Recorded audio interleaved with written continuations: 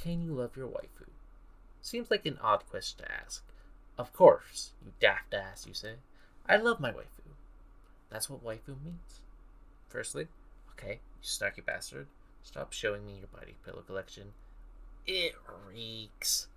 Secondly, is that really what love is? Well, like all answers, it's kind of complicated. When we say love, what do we mean by it? Does it mean having a romantic dinner by the river? Listening to your first anniversary song? Making and playing a song for your beloved? Or just lots and lots of naughty time?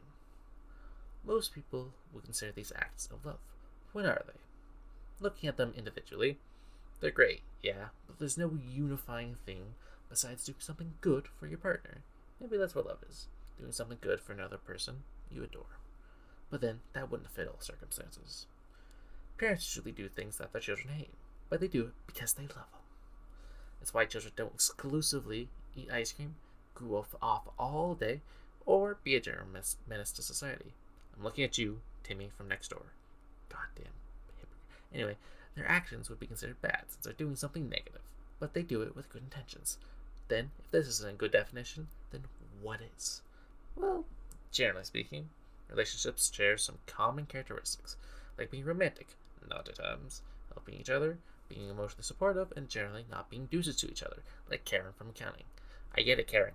Your husband's been snogging someone else, but it's been 3 goddamn years, and you're still not over it. Goddamn.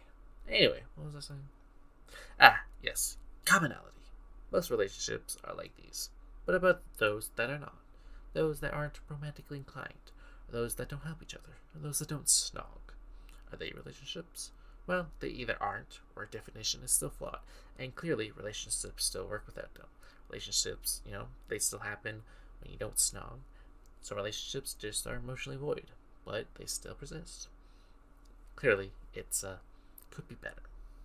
Then, how about how real it is? What if the actions and words people speak to each other just doesn't matter when it comes to a relationship? Only that their feelings are real.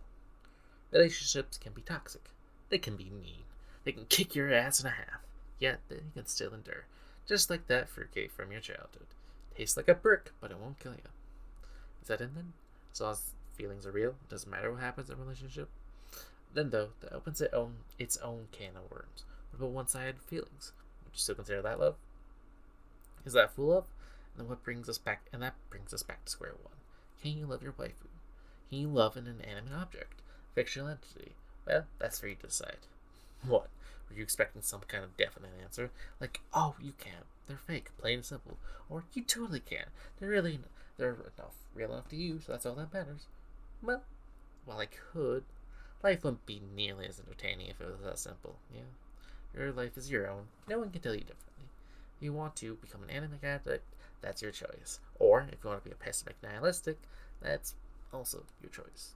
You have just one life, so why are you wasting your time listening to me, some no-name